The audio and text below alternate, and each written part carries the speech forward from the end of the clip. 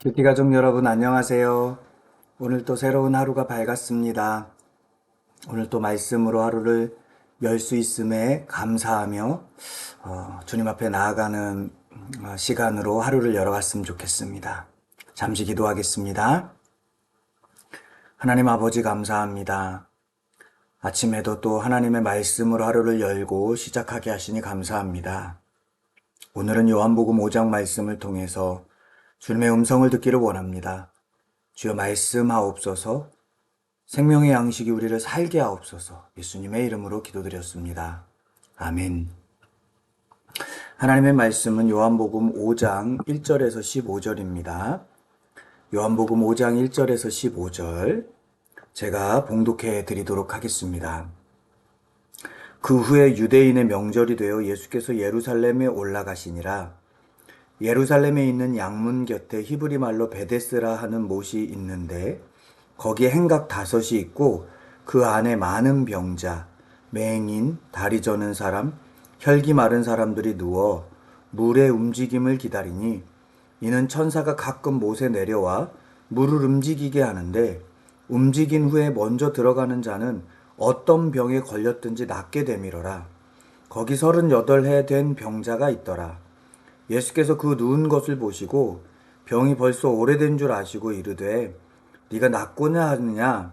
병자가 대답하되 주여 물이 움직일 때에 나를 못에 넣어주는 사람이 없어 내가 가는 동안에 다른 사람이 먼저 내려가나이다.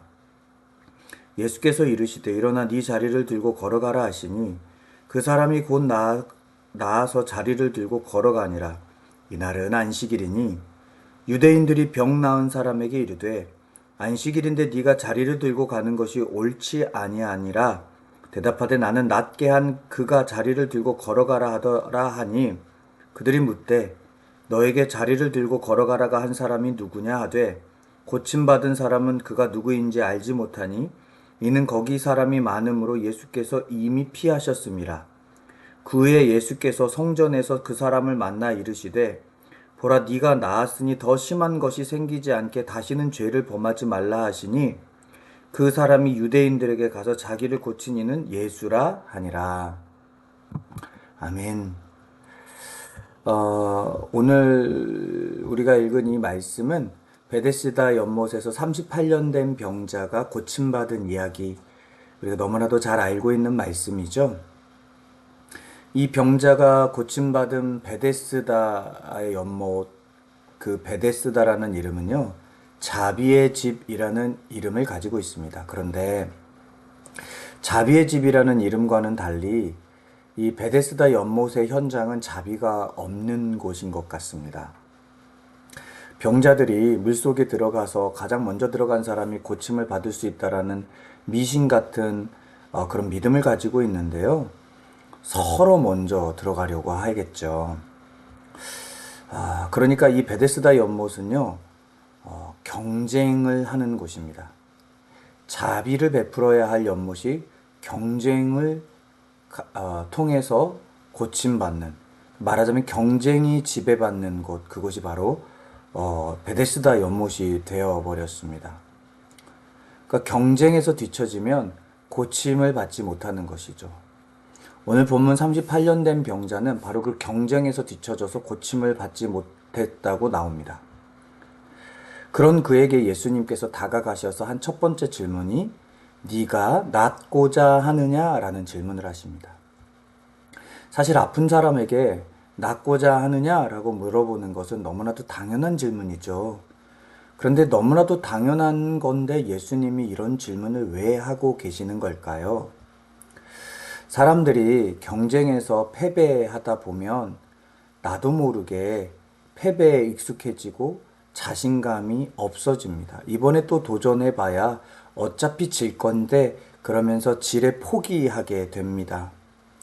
자신감이 없어지면 자존감도 낮아지고요. 그러다 보면 무언가 나서기도 힘들어집니다.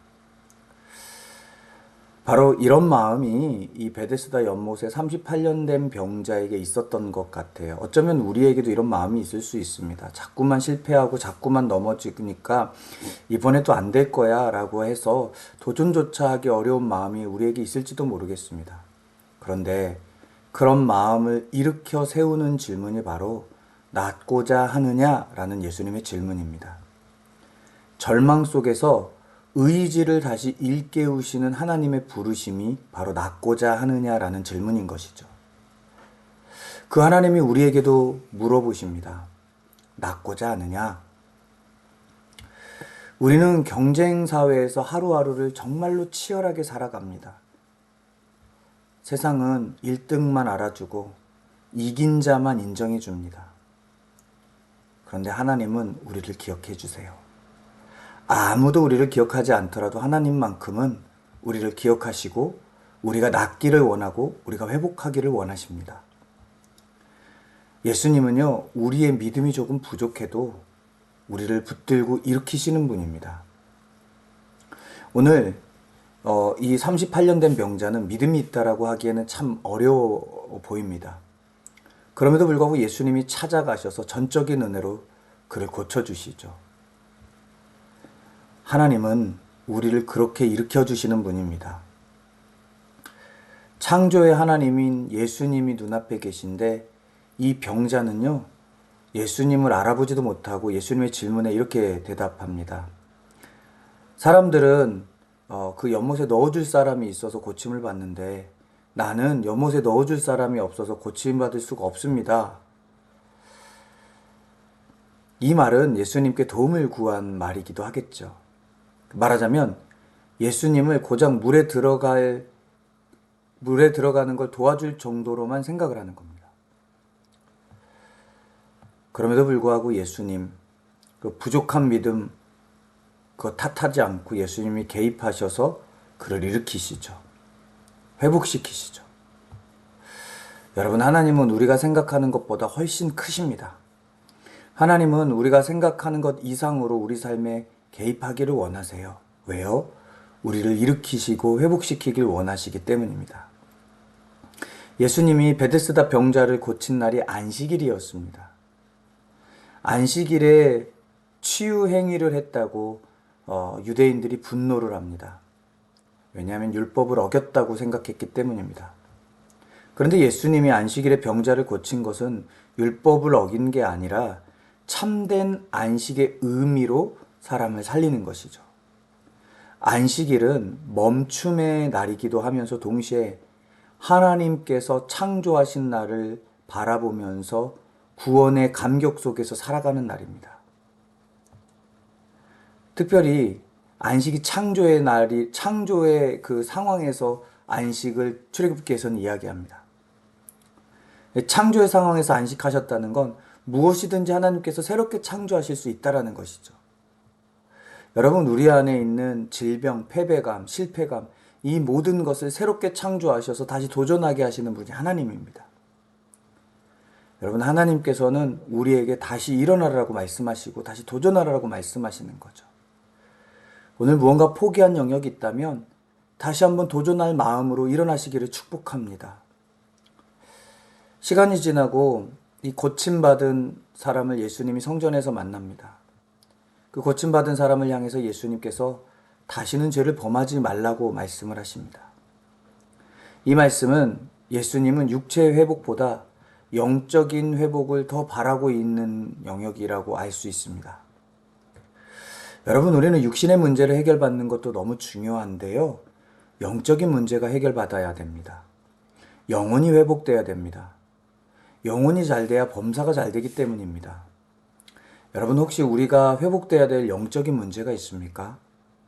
오늘 그것이 무엇인지 한번 우리의 삶을 돌아보고 우리 영혼과 내면을 돌아보면서 영적인 문제를 회복시킬 수 있기를 축복합니다. 바로 그 문제 앞에서 주님께서 낫고자 하느냐 묻는 것 아닐까요? 그 문제가 보이면 주님, 나를 고쳐주세요.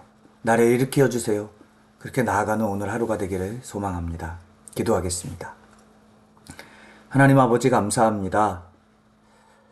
오늘 베데스다 연못에서 38년 된 병자를 고치신 하나님의 은혜가 우리에게도 있게 하여 주옵소서. 우리 안에 경쟁으로 인하여서 지쳐있는 영혼이 있다면 그 영혼을 하나님 일으키셔서 회복하여 주옵소서. 오늘 하루도 승리케 하실 주님을 기대하고 말씀으로 우리를 일으키실 성령의 능력을 기대하며 예수님의 이름으로 기도드렸습니다. 아멘. 오늘도 말씀으로 살아가며 승리하게 될 여러분들을 축복합니다. 사랑합니다.